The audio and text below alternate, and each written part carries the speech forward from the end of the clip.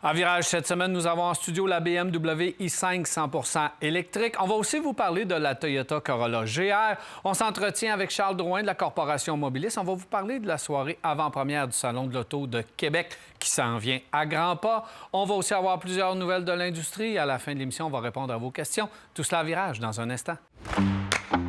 Virage Auto est propulsé par IA Assurance Auto et Habitation.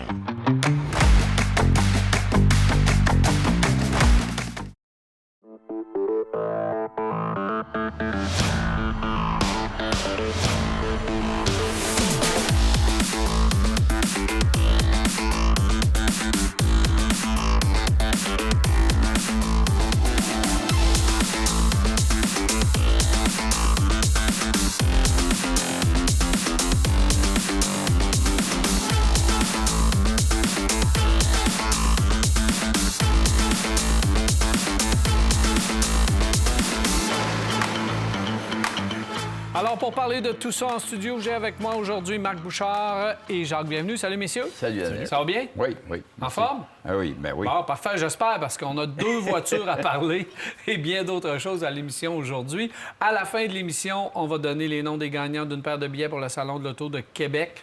Donc, restez là, on va en parler un petit peu plus tard. C'est Marc qui va nous dévoiler les nombreux gagnantes et gagnants.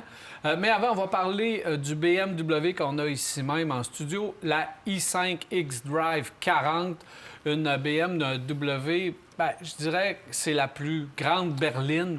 C'est pas la plus grande, c'est la i7 la plus grande berline. Oui. Donc, on a une berline intermédiaire quand même de bonne dimension, mais plus grande, j'allais dire, que la i4, parce qu'on a trois différentes grandeurs de berline électrique 100% du côté de chez BMW.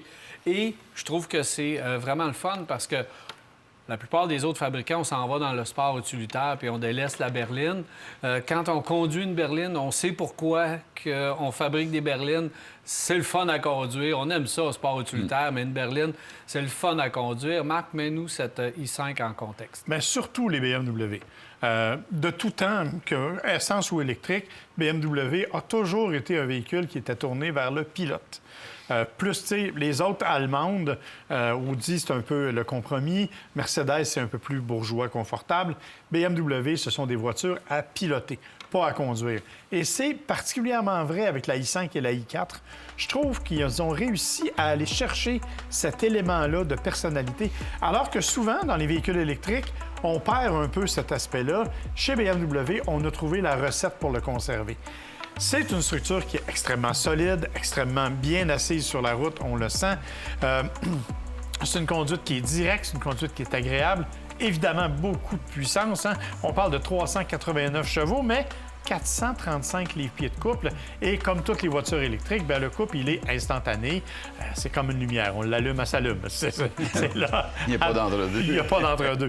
Évidemment, ça prend des bons pneus. Les pneus qui viennent de série sont efficaces. Ce sont des pneus de performance. La voiture qu'on a en studio, en plus, a des éléments, je dirais, particuliers au niveau des options. Mais même sans ça, ce que moi, j'ai beaucoup apprécié, c'est cet élément, justement, de conduite précise et de conduite qui nous ramène, en fait, à l'âme même de BMW.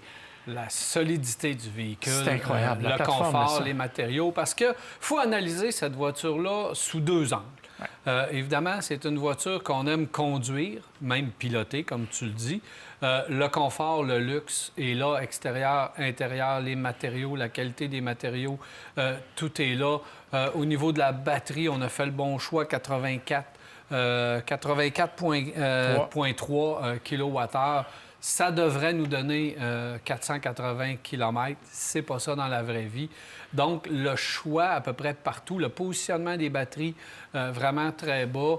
Un gros point pour la pompe à chaleur, parce que je vais vous dire qu'il y a de la chaleur dans cette voiture-là, puis c'est probablement à date la voiture électrique que j'ai conduite qui m'amenait le plus de chaleur dans l'habitacle. Donc ça, j'ai été quand même surpris parce que ça n'a jamais été le point fort de BMW. Donc ça, c'est un autre point. Des éléments aussi à l'intérieur parce qu'il faut regarder en deux temps l'intérieur du véhicule de jour et de soir. qui est complètement différent parce que les bandes lumineuses qu'il y a à l'intérieur, de jour, ça fait un peu plastique et c'est un peu bizarre à regarder dans le jour. Et le soir, c'est magnifique, c'est haut de gamme, c'est pratiquement le plus bel habitacle de soir que tu peux pas avoir dans l'industrie automobile. Et tu peux le moduler à part ça, en plus. Tu peux changer oui, on les peut lumières, changer de couleur, ça change tout ça. Bref, ça fait tout. Là où il faut la regarder, c'est du côté du prix et de l'autonomie. Oui, bien effectivement, tu as raison. Parce que du côté de l'autonomie, techniquement, BMW nous annonce 428. Moi, quand j'ai conduit la voiture il y a quelques semaines, il ne faisait pas les moins 20 qu'on a connus au cours des derniers jours. Je faisais 340, 350 quand tout allait bien avec le vent dans le dos. Je suppose que tu as fait moins que ça parce qu'il a fait moins 20. À matin, c'était moins 20. Ce matin même, au moment d'enregistrer l'émission, c'était moins 20. Et Daniel aime bien son petit confort, donc il y avait les sièges chauffants, le volant chauffant, il y avait du chauffage à l'intérieur. À 100 de voiture, de batterie, ça me donnait 222 km d'autonomie. C'est complètement fou pour une voiture qui vaut 97 000 comme elle est équipée en studio. Et lorsque tu roules avec, il n'y a pas de mensonge, par contre. C'est vraiment le 222. Donc, le kilomètre la voiture te donne le vrai kilomètre. Tu fais 1 kilomètre, tu perds 1 kilomètre. Donc, ça, au moins, tu n'as pas de mensonge. Quand tu enlèves les éléments de confort, que j'aime bien, bien là, évidemment, tu as des gains en autonomie qui sont quand même appréciables. Mais c'est la réalité de la voiture électrique.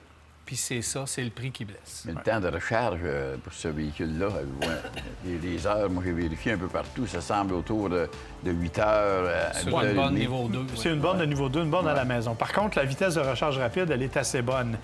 Moi, je l'ai chargé sur une borne publique de niveau 3, puis en dedans de 35 minutes, j'avais récupéré 80 de la batterie sans difficulté. Donc, ça, c'est compétitif avec ce que les autres font. De mémoire, c'est jusqu'à 180 kW qu'on peut aller chercher au niveau de la rapidité de recharge, ce qui est, comme je te dis, qui est à peu près l'équivalent de ce qu'on retrouve actuellement sur le marché. Ouais. Moi, ce que je trouve intéressant des BMW, parce que des BM, comme on les appelait, parce que ça fait longtemps que ça existe, là, la série 5. En 1972, il y a 51 ans, les premières. Moi, j'en ai eu, je me souviens d'en avoir acheté à cette époque-là, mais qui étaient les séries 5, les premières qui arrivaient. Là, par la suite, il y a eu les 535. Mais quelle voiture à conduire, qui était super agréable.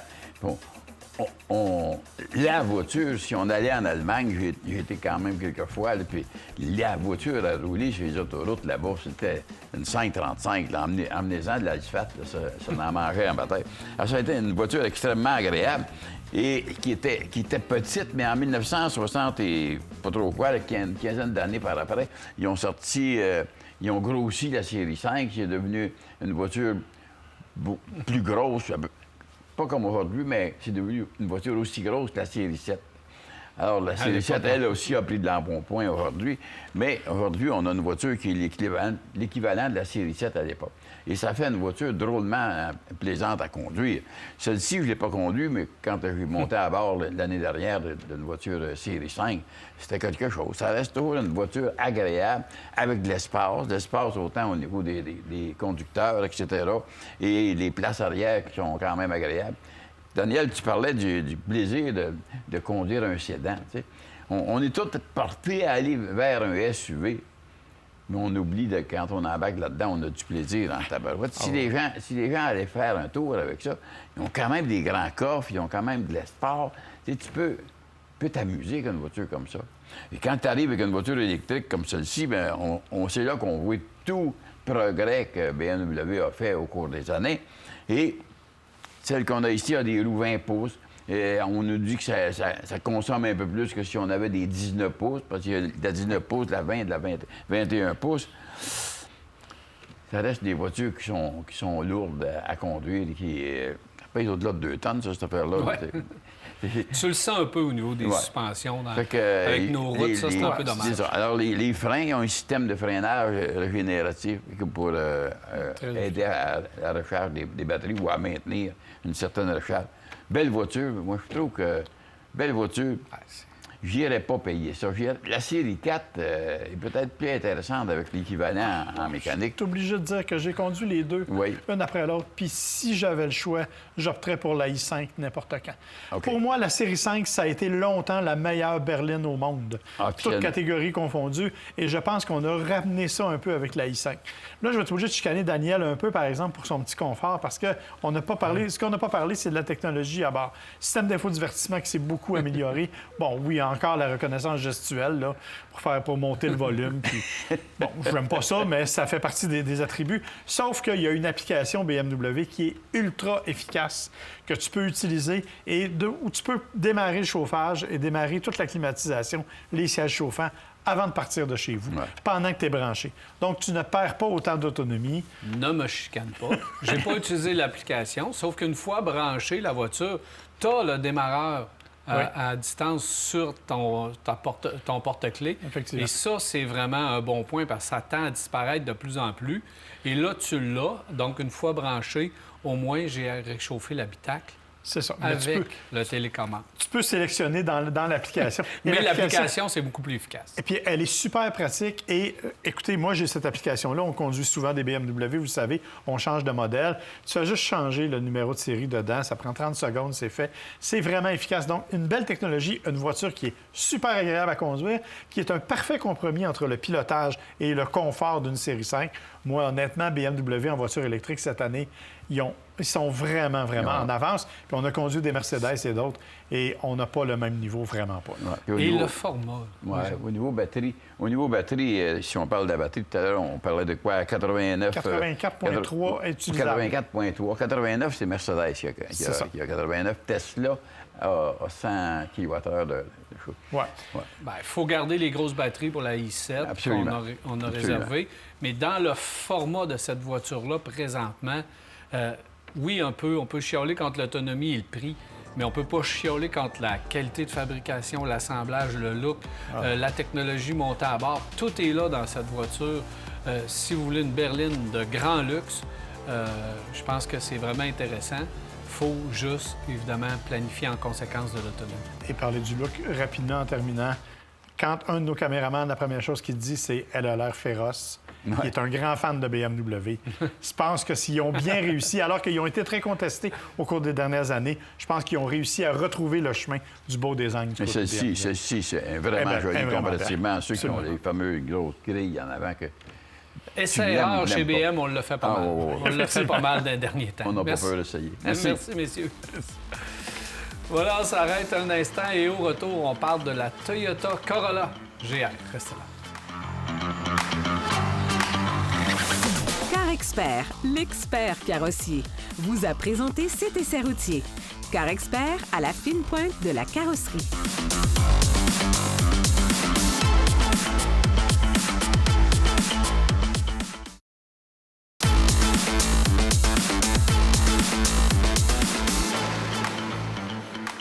Voilà de retour et c'est le temps de parler de la Corolla GR. Marc, tu conduis cette belle petite voiture, rarissime voiture, parce que je pense qu'il y a encore des gens qui aimeraient ça en avoir, mais au niveau de la disponibilité, c'est pas toujours là. Donc, parle-moi de cette auto. Oui, j'ai 16 ans, je vous le dis, j'ai 16 ans. 16 ans? Ah oui, écoutez, cette voiture-là me ramène loin en arrière. C'est tellement agréable à conduire, cette auto-là.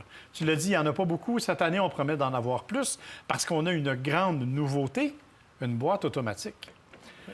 C'est important parce qu'on est passé de la boîte manuelle là, à une automatique à entraînement direct. Donc, c'est pas vraiment une double embrayage. C'est vraiment avec des palettes au volant. Elle est ultra rapide comme transmission. En fait, selon les données de Toyota, on est même capable de faire 3/10 de mieux au 0-100 qu'avec une boîte manuelle. Ah oui. Alors, c'est pas rien, là. Faut dire qu'on a rajouté 20 livres-pieds de couple aussi à l'ensemble. Petit moteur, le même, 4,4 cylindres, 1,6, qui fait 300 chevaux. Écoutez, cette voiture-là, c'est un go-kart. C'est littéralement un go-kart. Ah oui. Rouage intégral avec les réglages, évidemment, que tu peux faire. Tu peux, avec une molette, tout simplement déterminer le transfert de couple. Donc, normal, gravel ou le mode track. Je vous le dis, j'ai 16 ans. Je me sens vraiment comme si j'avais un plaisir fou.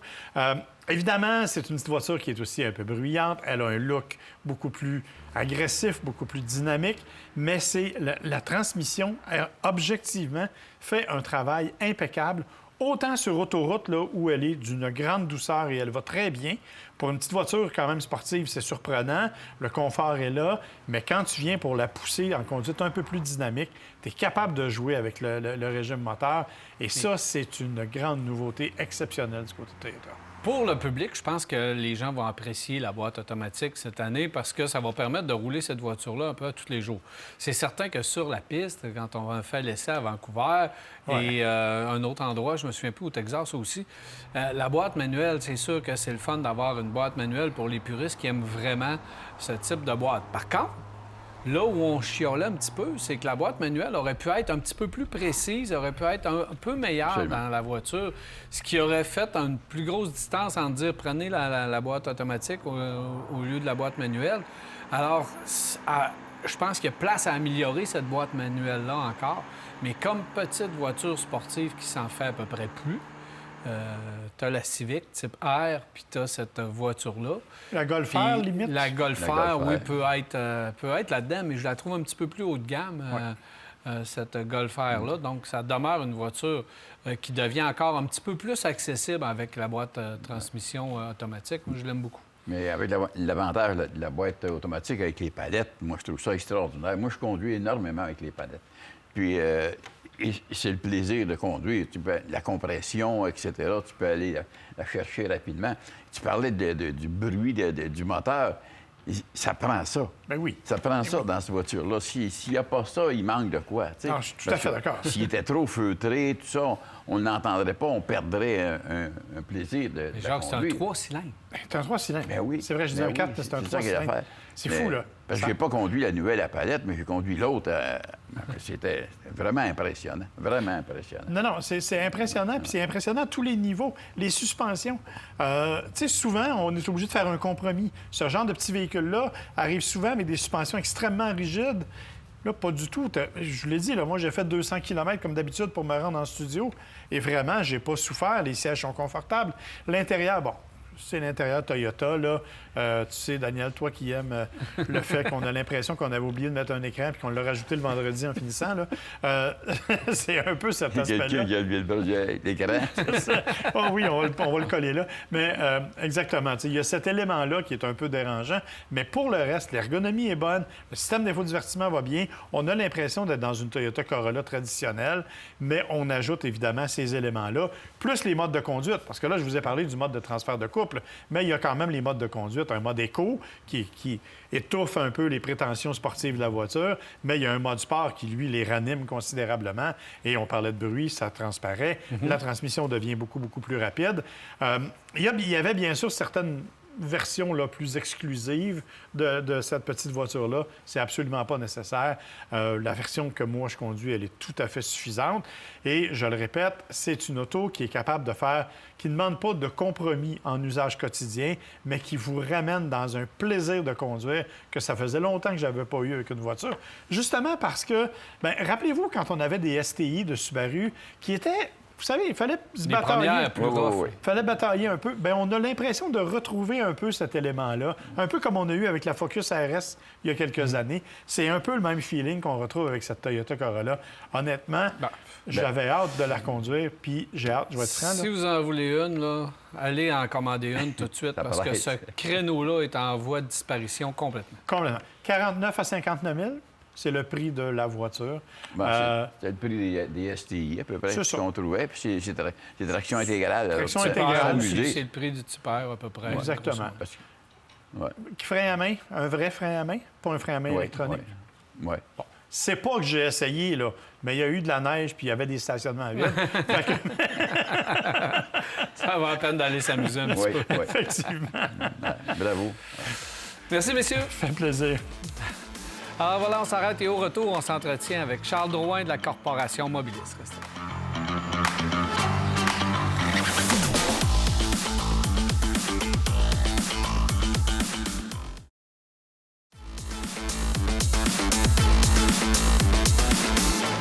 Nous sommes de retour. Je suis maintenant accompagné de Charles Drouin, qui est chef de la direction de la Corporation Mobilis et aussi directeur du Salon de l'Auto de Québec. Salut, Charles. Salut. Ça va bien? Très bien. Alors, Charles, on va parler de la soirée bénéfice parce que je pense que c'est vraiment important et surtout de la mission de la soirée bénéfice. Mais juste avant, on parle un petit peu du Salon de l'Auto. Tu vas nous donner les dates puis, évidemment, un petit peu qu'est-ce qu'on va y retrouver au salon. Parfait. Bien, Salon de l'Auto de retour cette année, 4 au 9 mars, centre de foire à Expo-Cité. C'est l'événement familial de la semaine de relâche, comme on le dit toujours. Cette année, notre slogan, c'est « Entrer dans l'action » parce qu'il va y avoir vraiment beaucoup d'actions au Salon de l'Auto à Québec. Et extrêmement fier. Ouais. Pour la 3e année consécutive, le Salon de l'Auto à Québec va être le salon canadien à présenter le plus de marques. Donc, à Québec, cette année, c'est plus de 35 marques qui vont être sur le plancher pour les visiteurs.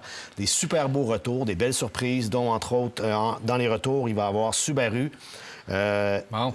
Ça, Lincoln, absolument. Lincoln, Land Rover, Mazda également va être présent à Québec. Polestar est présent pour la première fois. Donc, on est vraiment, vraiment privilégiés. Ben oui, ça va être un beau salon, puis on va en reparler, là, parce que là, je sais que les gens vont dire « Demande-y, qu'est-ce qu'il va y avoir comme nouveauté dans les voitures? » Mais on va en reparler dans les semaines à venir. Tu vas venir nous en parler. Mais avant, on va parler de la soirée bénéfice, parce que ça aide beaucoup de gens. Surtout l'importance de cette soirée-là pour vous autres, Charles, et aussi la mission un peu de la soirée bénéfice et de la Fondation Mobilis. Oui, la soirée bénéfice avant-première va avoir lieu le 3 mars, donc la journée avant l'ouverture officielle du Salon de l'Auto. Dès 17 h, les portes ouvrent au centre de foire à Expo-Cité.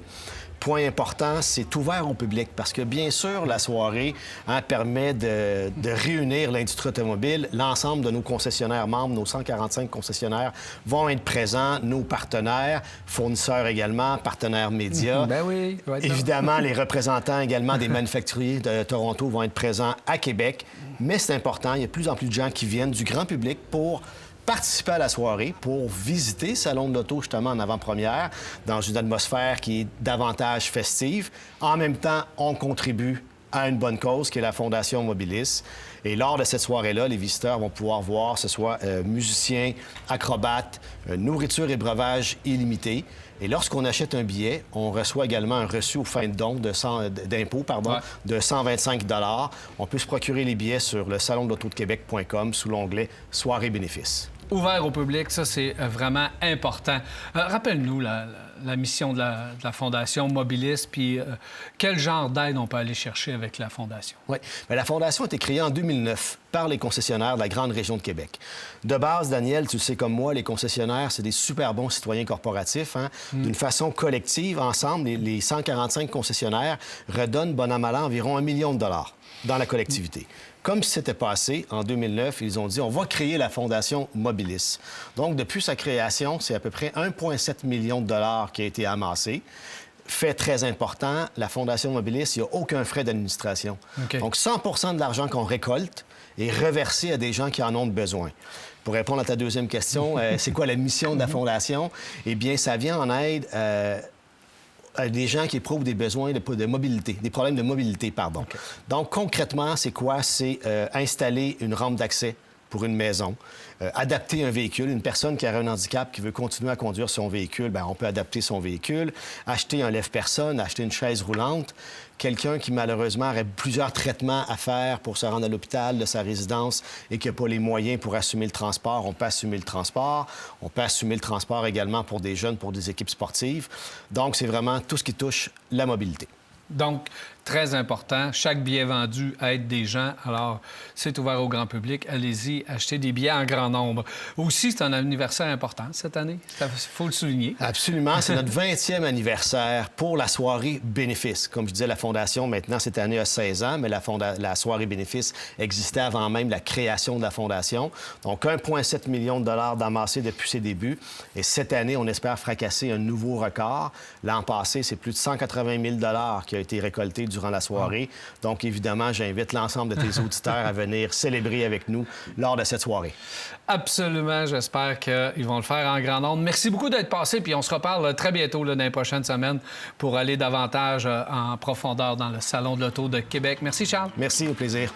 Alors voilà, on s'arrête à Virage et on va bien rester avec nous.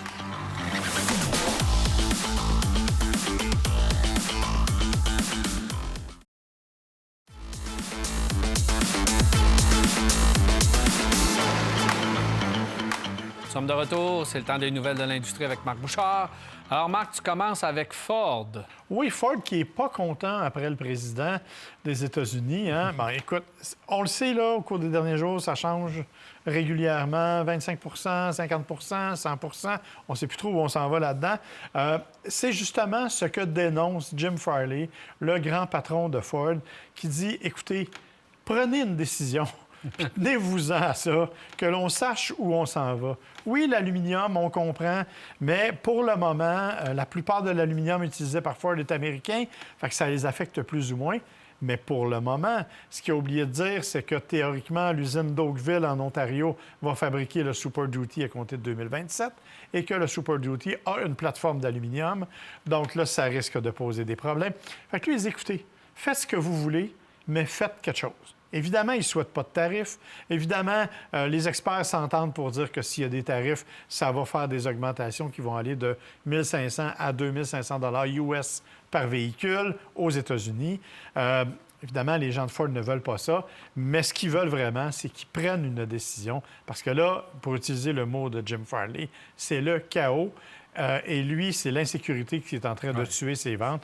Donc, c'est ça qu'il veut régler. Là. C'est la première fois que concrètement, les Américains s'aperçoivent que ces tarifs-là se répercutent directement dans leur poche à eux et non dans notre poche à nous, les Canadiens. C'est ça. Donc, c'est là qu'on commence à s'apercevoir que c'est une taxe donnée aux citoyens américains qui est déguisée. C'est ça. Alors, c'est là que ça brasse un peu. Mais ce qui est surtout intéressant, comme je le dis, c'est que c'est un des grands dirigeants des grandes compagnies américaines. Les autres devraient se joindre la voix, bien sûr, à celle de Ford. Donc, écoutez, c'est loin d'être fini, mais je pense que M. Trump va se retrouver en face de ces trois grands manufacturiers, peut-être plus rapidement qu'il le pensait. Et c'est quand même important de le souligner. Bien oui. Dans les autres nouvelles, je sais qu'on en a déjà parlé, mais je trouvais ça quand même intéressant. La Toyota Celica va faire un retour. OK? On le sait, Toyota l'a confirmé, mais là, c'est plus vrai que jamais. Ils ont réservé le nom GR Celica au Brésil. Oh! Alors, ça veut dire, en fait, que GR, tu le sais, on en parle avec la Toyota GR Corolla, ça veut dire Gazoo Racing. C'est la division de performance de Toyota. Ça vient, en fait, du nom de l'écurie de course de M. Toyoda. Quand lui faisait des courses, son écurie s'appelait Gazoo Racing. Il a décidé de ramener ça. Donc, on a déjà la Supra. On a, bien sûr, la Corolla. On a présenté une minivan au Japon qui s'appelle... oui, c'est Asia qu'elle s'appelle, mais c'est une GR Asia. On parle de ramener une Supra V8 avec un bon moteur de plus de 500 chevaux au cours des prochains mois, qui serait une GR. Et là, bien sûr, la fameuse Celica qui s'en vient. On estime que... C'est important ce que tu viens de mentionner là. Oui. Parce que la prochaine Supra, la prochaine génération de Supra ne sera pas avec BMW. Non. Donc là, on parle d'une voiture développée maison. Super voiture. Là, on parle de plus de 500 chevaux. Donc là, ça risque d'être intéressant. Et là, d'avoir une Corolla, d'avoir une Celica, d'avoir une Supra, est-ce qu'on va avoir ces véhicules-là, les trois, chez nous? J'ai hâte de voir. Bien, jusqu'à maintenant, en tout cas, il semble que oui. Et c'est pour ça, d'ailleurs, que l'enregistrement au Brésil fait que ça pourrait être pour l'ensemble des Amériques. On prévoit, écoute, évidemment, c'est strictement spéculatif pour le moment, mais on estime que ça va être avec un moteur de 400 chevaux que va arriver la nouvelle Celica. Quand même, c'est pas rien. Et celle qu'on n'a pas chez nous, cependant, c'est la GR Yaris, qui existe au Japon. Qui serait vraiment cute d'avoir ici. Si ça, on avait ça, ce serait vraiment le fun. Et, attends, on parle même d'une Celica à moteur central. Donc, ça aussi, ce serait... Une MR2? Une espèce d'MR2, effectivement. Donc, on est pas mal dans un contexte où ça brasse beaucoup du côté de Toyota. On est loin de la voiture électrique. On est assez loin. loin. Là, on parle de l'avenir de 1 an, 2 ans, 3 ans de voiture. Et là, on abandonne pas mal et l'électrique, et l'hybride, et l'hybridation légère, et la GR... prolongateur d'autonomie. On n'est pas là-dedans pantoute. Le nom enregistré du GR Celica au Brésil, ce serait pour 2026. Donc, c'est plus vite que demain prévu. matin, Ah, ça. ouais. Alors, C'est évidemment, C'est une bonne nouvelle. C'est une ça bonne reste à prouver, mais ça pourrait être fort Et intéressant. j'espère qu'on va utiliser un peu le design qu'on avait dans le dernier modèle. Oui. Elle était super belle, il manquait de moteur, mais elle était Oui, super belle. effectivement. Donc, on verra ce que ça va donner, mais oui, ça s'en vient. Du côté de chez Chevrolet, bien, on fait exactement le contraire. On se tourne définitivement vers l'électrification. On veut faire disparaître le Blazer à essence. C'est un véhicule qui, depuis l'arrivée, on va se le dire, là, depuis l'arrivée de la version électrique, marginal. était déjà marginal, Ouais. parce qu'on n'avait pas réussi à trouver sa position. En termes de... Bon, c'était une personnalité qui était plus sportive, mais qui n'était pas tout à fait utilitaire sport. On ne savait pas trop où on se dirigeait. Par contre, il va exister un Blazer à essence en Chine, où c'est une version à 3 rangées.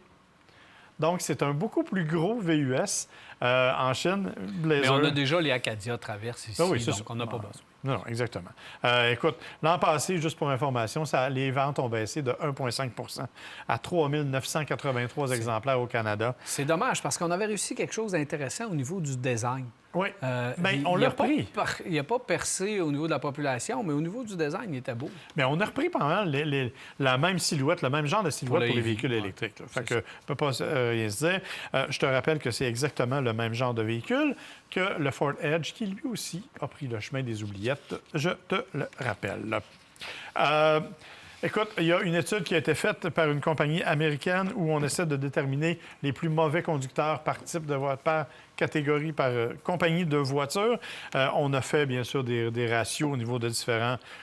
C'est Tesla qui affiche le plus mauvais résultat avec Ben voyons. Ouais, le véhicule qui a été impliqué dans le plus d'accidents, selon Landing Tree. C'est Tesla qui a déclassé RAM, qui est au 2e rang. Et au 3e rang, c'est Subaru. Par exemple, chez Tesla, on estime qu'il y a eu 36,9 accidents par 1000 conducteurs. Les 33 conducteurs vont dire que c'est le système autopilote. Ben, c'est exactement ce qu'ils disent, en Ah fait. oui? Exactement. Une partie du problème vient du fait que le système autopilote, avec conduite entièrement automatique, il n'est pas encore au point, puis c'est ça qui a fait que OK. c'est là. Je te signale que si on continue par la suite, écoute, c'est Kia, Buick, Dodge et Hyundai qui sont au dernier rang, donc rien de majeur. On a parlé rapidement du Volvo EX30 Cross Country qui s'en venait. Bien là, c'est fait. Il a été officiellement présenté. Vous voyez que c'est tout simplement un Volvo plus haut sur pattes, avec un système là, de toit, des rails de toit et tout ce qui vient avec. On s'y Il est attendait, beau. mais il est magnifique, il est super Ah oui, beau. il est super beau. Puis je pense que c'est une bonne idée que Volvo décide de s'en aller dans ce coin-là avec le X30, qui était pour le moment un petit véhicule urbain. Là. La portion arrière, vraiment réussie de ce petit véhicule-là. Franchement, Absolument. là, Volvo sont trouvés un beau petit créneau avec ça, d'après moi. Exact. Là. Tout à fait d'accord. On verra quel sera le succès et quel sera le prix. Ça va être la grande question. Rapidement, on a parlé de Nissan qui n'avait plus d'entente ou presque plus d'entente avec Honda. Mais il pourrait y être avec Foxconn. Foxconn, c'est la compagnie qui fabrique les iPhones. Et Foxconn est une compagnie, bien sûr, comme tu auras compris, de technologie. J'aime pas ça, là. Hein? J'aime pas ça, là. Bien, c'est cette compagnie-là qui, semble-t-il, ils font entre autres les iPhones et les consoles Nintendo. Donc, c'est eux autres qui seraient prêts à investir effectivement dans Nissan. Évidemment, on n'a pas encore tous les détails. C'est Bloomberg qui a parlé de cette possible transaction. Est-ce que c'est chinois? Non, c'est pas chinois, c'est coréen. Coréen. Donc, ça pourrait être... non, c'est pas coréen, excuse-moi, c'est taïwanais. Taïwanais. Oui. Alors, bon, on verra Ça ce que ça va s'améliore. donner, là, mais on verra. Et enfin, une dernière petite nouvelle, Range Rover Velar électrique qui s'en vient, dit-on, pour 2026. Son concurrent direct du Porsche Macan électrique. Donc, évidemment, on n'a pas tous les détails techniques. On sait seulement qu'on estime que ça va être 355 chevaux, donc on verra ce que ça va donner. Ce qui nous intéresse, c'est l'autonomie. Exact, mais pour le moment, Allons-nous on passer n'est à pas un encore... autre niveau où on va arriver avec un Moi, je véhicule pense. dont l'autonomie va être à peu près équivalent au I-Pace qui a fait en sorte qu'il n'a jamais percé. Mais tant que les batteries n'auront pas changé, il n'y aura pas de plus d'autonomie. Voilà. Merci, Voilà. Marc. Ça fait plaisir. En revolant, on s'arrête à virage et au retour, on répond à vos questions. Restez avec nous. Ce segment est une présentation du réseau des garages recommandés CAA Québec et de B-Lepage Autoservice. Visitez caaquebec.com pour trouver votre garage.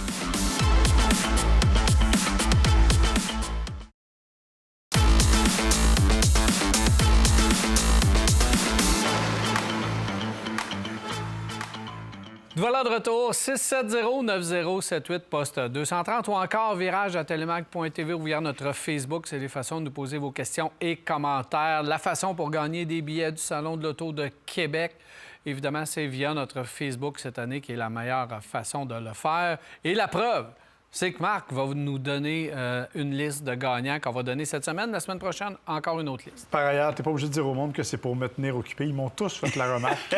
On veut occuper Marc. Enfin, Marc va travailler un petit peu. C'est pas fou.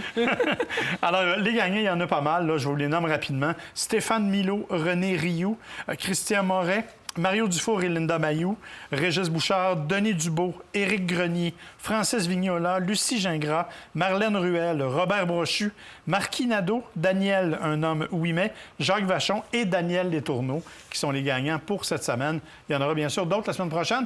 J'ai dit à tout le monde, écoutez, on ne les a pas choisis. On a gardé tous les noms qu'on avait. Là. On fera un autre tirage la semaine prochaine. Donc, si vous n'êtes pas là, mais que vous avez déjà donné votre nom, vous allez quand même être considéré la semaine prochaine. Tirage effectué devant public. Donc, on a assisté au tirage aléatoire. Effectivement, ce matin. Alors, voilà, vous vous présentez durant les heures de bureau à Télémac pour récupérer votre paire de billets, bien sûr. Messieurs, on a des questions. Il va avec Yves. Il veut acheter un F-150 version Tremor, qui est une version un peu hors route. Hors route, en fait. Et il dit, honnêtement, je fais pas de hors route. Chemin de gravier à l'occasion, je le trouve beau, donc il veut l'acheter parce qu'il le trouve beau. Je l'achète surtout aussi parce qu'il est fait en aluminium et son look, est-ce que c'est un véhicule qui est durable? Bon, c'est un F-150. Je veux dire, le Tremor est un ensemble, en fait, qui vous donne une surface, un dégagement un peu plus élevé, quelques plaques de protection supplémentaires. Oui, il est en aluminium, comme tous les F-150 sont en aluminium. Écoutez, je comprends que vous le trouvez beau. Regardez, il y a peut-être moyen d'avoir des options qui vont le rendre plus joli sans payer pour l'ensemble Tremor, qui est quand même assez dispendieux là, quand on l'ajoute au prix ordinaire. Mais oui, c'est le même F-150 que vous allez prendre n'importe où. Moi, je le trouve beau avec l'ensemble Tremor. Ouais. Comme le Maverick. Ils ont fait un beau travail avec le petit Maverick pour mettre l'ensemble Tremor qui est un petit peu plus haut, des pneus un peu plus agressifs, un look un petit peu plus en route, j'aime ça. Tu vois, moi, le Maverick, je suis plus Lobo.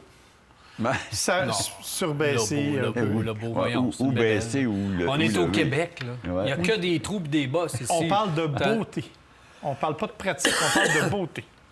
Regarde-moi, on parle de beauté. Tu veux dire que c'est tellement laid que ça en est beau. C'est à peu près là-dedans que tu joues.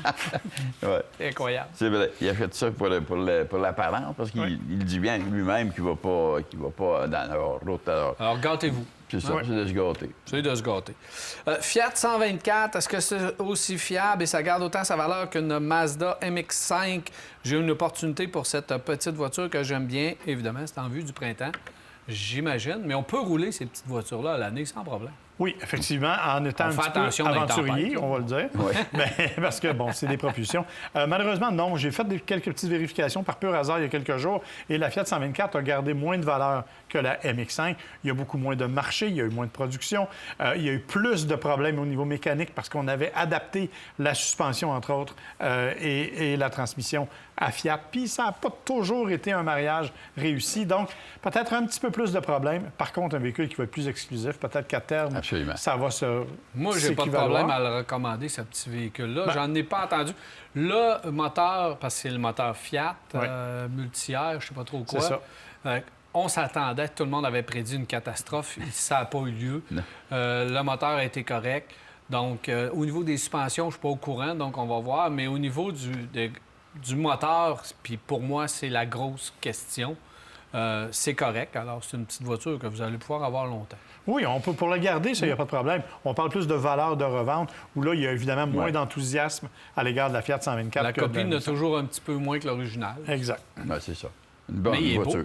Beau. Moi, j'aime bien ça. Certaines personnes trouvent plus beau la version Fiat que la version Mazda, là, au niveau du design extérieur. Et même au niveau de la conduite, moi, je trouvais que les suspensions de la Fiat étaient beaucoup plus solides, beaucoup plus agréables que la MX-5. Le moteur est intéressant aussi, en tout cas. Mais comme tu dis, on s'attendait à une catastrophe au niveau du moteur, ce qui n'est pas arrivé, et ce qui n'arrivera pas non plus. Moi, je pense que la valeur de l'achat est peut-être un peu moins élevée que sur le Mazda. Moi, ce que Mazda, j'aime beaucoup. Ce que j'aime aussi, c'est le côté qu'on peut avoir là, du club Mazda qui est fort et que tu peux voyager avec un tas d'amis, etc. Il y a toutes sortes de randonnées de préparer. Alors ça c'est un côté intéressant. Puis d'après moi, on est encore membre du club, Daniel, tous les deux. Oui, nous autres, on était... Nous autres, on est membre à vie. Oui, on a eu notre carte de membre. Ouais. Ils nous ont pas fourni de voiture, ça. Je comprends pas. Non, on a une carte, mais on n'a pas de voiture. Mach-E, est-ce que c'est vraiment la version standard? Est-ce que c'est assez au niveau de l'autonomie? Puis est-ce que la Mach-E est un bon choix? Mach-E a eu des problèmes, hein, on s'en cachera pas. Les premières années, premier hiver en particulier, ça n'a pas été facile au niveau du chauffage. Ça, c'est réglé, il n'y a pas de problème. Je connais personne qui n'en a pas eu. Version standard, on parle quand même d'en bas de 400 km d'autonomie. Ça dépend de votre usage, bien entendu. Elle se recharge rapidement, ça va bien, mais évidemment, ça dépend de ce que vous en faites. C'est 300, dans les bonnes journées, 360 km d'autonomie pour cette version-là. C'est peut-être un peu Mais serré. il y a eu le système d'infodivertissement aussi au tout début Ouais. qui a été un problème. Donc, ils ont eu les petits problèmes de début, mais depuis ce temps-là, la Mach-E est impeccable. C'est impeccable. Irréprochable comme véhicule. Tout à fait. Le rendement, la fiabilité est là. Moi, c'est un des bons choix dans le segment. Actuellement, oui. Il faudrait que Ford fasse un petit effort au niveau des incitatifs, là, mais évidemment, tout le monde est au ralenti présentement. Puis on a une question là-dessus, justement. Voiture électrique, Louis-Paul, c'est plutôt un commentaire qu'une question. Puis il dit que les propriétaires de véhicules électriques, s'il vous plaît, prévoyez et prenez le temps. Ça évite le stress à la recharge. Parce que la plupart des gens, selon son constat de Louis-Paul, il dit on arrive à une borne et les gens sont très stressés, ont hâte de recharger. Ça ne recharge jamais assez vite parce qu'on ne prévoit pas assez de temps lors des voyages.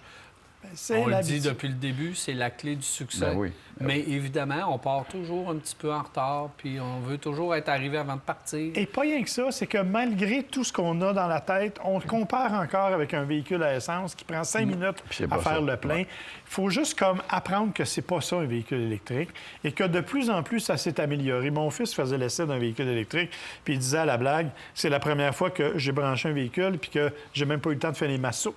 Que mon application m'a rappelé pour me dire « Hey, t'es rendu à 80 on va débrancher. » Tu sais, il dit « Avant ça, c'était pas cette vitesse-là. » Donc, ça s'améliore de ce côté-là.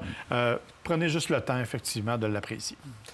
Bien, dans la même veine, au niveau des véhicules électriques, il y a Rémi, il dit on fait quoi avec l'achat d'un véhicule électrique aujourd'hui? Est-ce qu'il faut se résigner à payer le prix ou on attend encore un peu? Et combien de temps on attend? Et C'est le 1er avril. La vraie date, il faut attendre au 1er avril. Ça, on pense que ça va être ça. Ouais. c'est vraiment la clé de savoir avec le prochain budget, est-ce qu'on va revenir avec des incitatifs? Il y a des rumeurs qu'on va remettre un 1000, un 2000. Il y a des rumeurs qu'on va rien, qu'on va abandonner tout simplement. Donc, on ne le sait pas encore. Il y a beaucoup de pression que le gouvernement du Québec continue les incitatifs. Mais présentement, on est dans le néant. Et là où les constructeurs devront, puis moi, c'est mon gros point, là, les constructeurs, réveillez-vous! Faut que tu te réveilles parce qu'il y a beaucoup de véhicules électriques dans les cours. Ils sont très timides sur les incitatifs. Volkswagen, ça va bien. Quelques-uns que ça va bien. D'autres que tu n'entends pas rien. Mais si vous voulez vendre des voitures aujourd'hui, dites donc aux gens qui veulent en acheter, le 1er avril, on vous rembourse. Donc, je sais qu'au niveau du gouvernement, c'est pas rétroactif là, lorsqu'on met un incitatif. Mais le constructeur devrait dire, si le gouvernement met un 2000, on vous rembourse le 2000. Si vous l'achetez tout de suite, vous le prenez tout de suite. Le gouvernement donne... Au moins, ça pourrait libérer quelques petites voitures et faire des transactions ici et là. Mais présentement, on n'est pas assez agressif au niveau de l'industrie qui, eux aussi, attendent au 1er avril. Ouais, Alors, c'est la date qu'il faut attendre. 1er avril, les conditions avec les Américains. Il y a aussi au fédéral, parce que là, bon, M. Trudeau s'en va, il y aura un remplaçant qui, on ne pensait pas, mais là, semble être en mesure de battre Pierre Poilievre, qui lui disait on ne veut pas donner d'incitatif, mais le nouveau libéral dit moi, peut-être que je vais en donner. Alors, il y a toutes sortes d'incertitudes autour de ça actuellement. Mais tu as raison, Daniel, actuellement, les manufacturiers devraient faire leur part, puis jouer avec les taux d'intérêt, parce que là, on est encore à des taux très élevés. Bien, on commence. Mitsubishi fait un beau travail là, sur la version PHEV. On donne un taux d'intérêt avec un rabais. Mais je trouve qu'on manque d'agressivité encore une fois pour réussir à convaincre les gens. La façon aussi de vendre les voitures électriques aujourd'hui, parce que aller acheter une voiture aujourd'hui, avec la température qu'on a, tu t'embarques là-dedans, il fait froid, t'es pas confortable. Ça prend des voitures qui sont à l'intérieur d'un commerce pour être capable de la regarder comme il faut. Mais si tu vas t'asseoir dans une voiture dehors aujourd'hui, tu ne pars pas avec, là, je suis certain. Ben non. VMW, on me l'a livré à l'intérieur. C'était vraiment superbe. Monsieur Jean-Guy Thomasin. Monsieur Thomasin, vous gagnez une paire de billets. Vous présenterez à Télémac, vous gagnez une paire de billets. Il demande à Jacques, en 1969. Jacques, c'est hier. Oui, c'est hier. Ouais. Il y avait un slalom à Québec. Oui.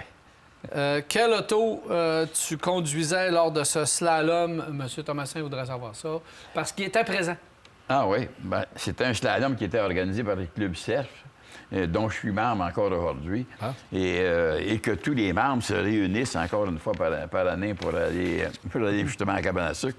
Mais si ma mémoire est fidèle, j'avais une Shelby 500 qui n'était pas la vraie voiture pour faire un slalom, parce qu'il y avait des petites voitures, puis il y avait des Lotus, etc., qui mangeaient toutes. Et je me souviens des Mini, les gens qui... Il y avait des Mini, c'était les voitures à avoir à l'époque. Alors, je pense pas d'avoir eu un bon résultat. J'ai pas les feuilles, j'ai malheureusement... Ça tournait-tu, une Shelby 500? Pardon? Il me semble que ça se conduisait juste en ligne droite, une Shelby 500. À peu près ça. À peu près ça. Et comme il avait mis des virages, je passais par-dessus les côtes. C'est ça. Ouais. Je comprends la patente, mais évidemment, c'est ça, M. Thomasin. Alors, une Shelby 500, il a fait du slalom avec une voiture que tu fais pas du slalom. Regardez dans la dernière position. C'est toujours pareil. Quand tu connais pas vraiment l'automobile, qu'est-ce que ça peut rendre? T'sais? Parce que dans ces années-là, quand Camaro ont sorti, Mustang ont sorti, et Barracuda, toutes ces voitures-là ont sorti, on pensait qu'on achetait des voitures super performantes. Mais là, on a acheté des habillements, comme le Shelby, on a acheté des habillements avec des petites choses ici et là au niveau des suspensions. Mais c'était rien. À mettre ça sur une piste de course ou dans un slalom, comparé à des petites Lotus ou une Mini Cooper. Les gens qui avaient des Mini Cooper, ils faisaient des tours autour de nous autres à l'époque. mais c'était ça, tu sais. Alors, on a appris, j'ai appris rapidement, je peux te dire ça. Absolument. Question intéressante. Kia Soul 2018 EX noir, 92 000 km, 8 pneus, comme neuf. Oui. C'est un auto qui n'a pas eu de problème sur la Kia Soul. Vraiment pas. Mais non. Elle a été renouvelée après, mais essentiellement au niveau esthétique, parce que le reste n'a jamais eu de soucis. Beaucoup de composantes d'une Rio en dessous de oui, ça. c'est ça. Puis l'avantage de la Soul, c'est que tu les regardes, il y a eu une évolution du design, etc. Mais c'est pas une voiture qui a passé complètement de mode. Là, non. C'est une voiture qui est restée très agréable à regarder puis à posséder. Puis ça, c'est un bon point, Jacques, parce que j'avais l'impression que ça allait être une voiture de passage. Bien, moi aussi. Oui. Puis elle a perduré, elle s'est toujours bien vendue. Les gens l'ont toujours appréciée. Ouais. Puis c'est celle qui a marqué le début du nouveau design du côté de la Kia aussi, là, puis elle est encore là. Ben oui, toujours là. Bien fait. Aucun problème. Petite inspection, puis c'est tout. S'assurer que les freins et tout ça, mais si elle est comme neuve, vous pouvez en faire l'achat sans problème. Merci, messieurs. Ça fait plaisir, Daniel. Alors voilà, c'est déjà tout pour Virage. J'espère que vous avez apprécié. On se revoit la semaine prochaine, mardi soir prochain, 21h30, pour un autre Virage. Bonne semaine.